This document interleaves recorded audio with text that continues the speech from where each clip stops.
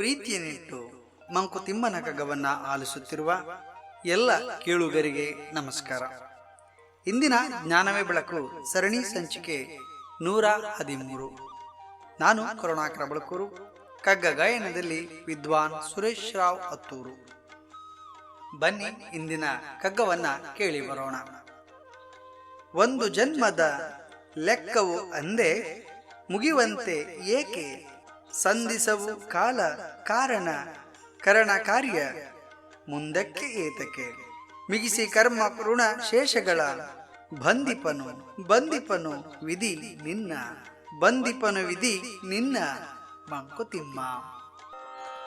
ಒಂದು ಜನ್ಮದ ಲೆಕ್ಕ ಒಂದೇ ಮುಗಿವಂತೇಕೆ, ಸಂಧಿಸವು ಕಾಲ ಕಾರಣ ಕರಣ ಕಾರ್ಯ ಮುಂದಕ್ಕೆ ತಗೆ, ಮಿಗಿಸಿ ಕರ್ಮ ಋಣ ಶೇಷಗಳ ಬಂಧಿಪನು ವಿಧಿ ನಿನ್ನ ಮಂಕುತಿಮ್ಮ.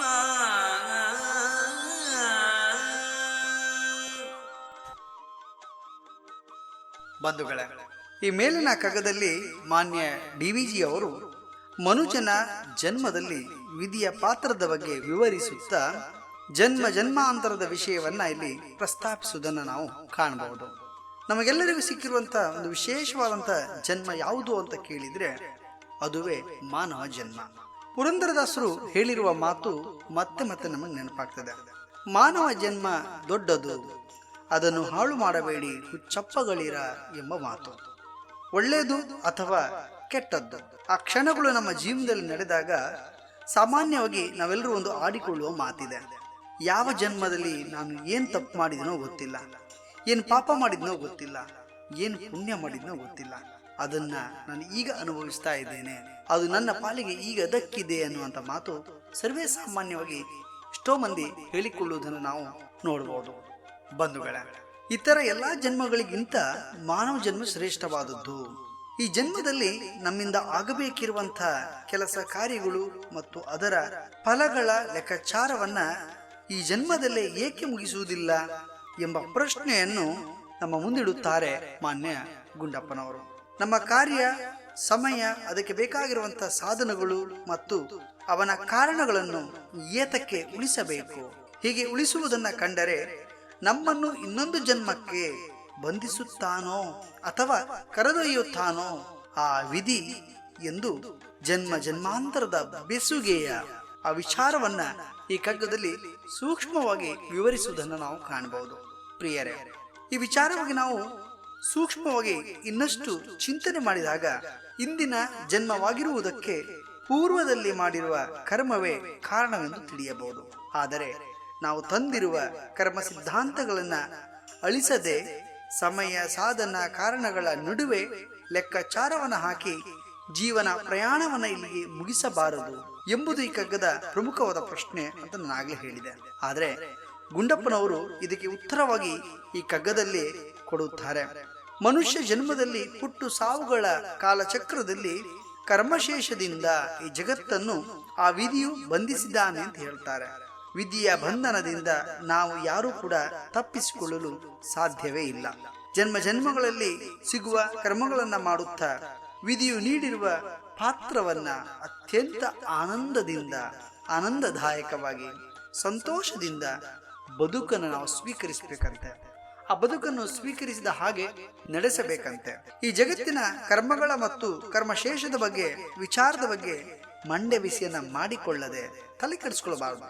ಆಗುವುದಲ್ಲ ಆಗಲಿ, ನಡೆಯುವುದಲ್ಲ ನಡೆಯಲಿ, ಎಲ್ಲದಕ್ಕೂ ಒಂದು ಧೈರ್ಯ ಬೇಕು, ಒಂದು ಆತ್ಮಸ್ಥೈರ್ಯ ಅನ್ನೋದು ಬೇಕು, ಒಂದು ಆತ್ಮವಿಶ್ವಾಸ ಎನ್ನುವಂಥದ್ದು ಬಹಳಷ್ಟು ಗಟ್ಟಿಯಾಗಿರ್ಬೇಕು ನಮ್ಮಲ್ಲಿ. ಹಾಗಾಗಿ ಬಹಳ ಸಂತೋಷದಿಂದ ಸಿಕ್ಕಿರುವ ಜೀವನವನ್ನ ಆನಂದಮಯವಾಗಿ ನಾವೆಲ್ಲರೂ ಸಾಗಿಸೋಣ. ಇಂದಿನ ಕಗ್ಗಮಾಲಿಕೆಯಲ್ಲಿ ತಮ್ಮ ಅನಿಸಿಕೆಗಳನ್ನ ನಮ್ಮೊಂದಿಗೆ ಹಂಚಿಕೊಳ್ಳಲು ಹಿರಿಯವರಾಗಿರುವಂತಹ ಯಕ್ಷಧಾಮದ ರೂವಾರಿಗಳಾಗಿರುವಂತಹ ಶ್ರೀಯುತ ಜನಾರ್ದನ ಹಂದಿಯವರು ನಮ್ಮ ಜೊತೆಗಿದ್ದಾರೆ. ಬನ್ನಿ ಅವರ ಮಾತುಗಳಿಗೆ ಕಿವಿಯಾಗೋಣ.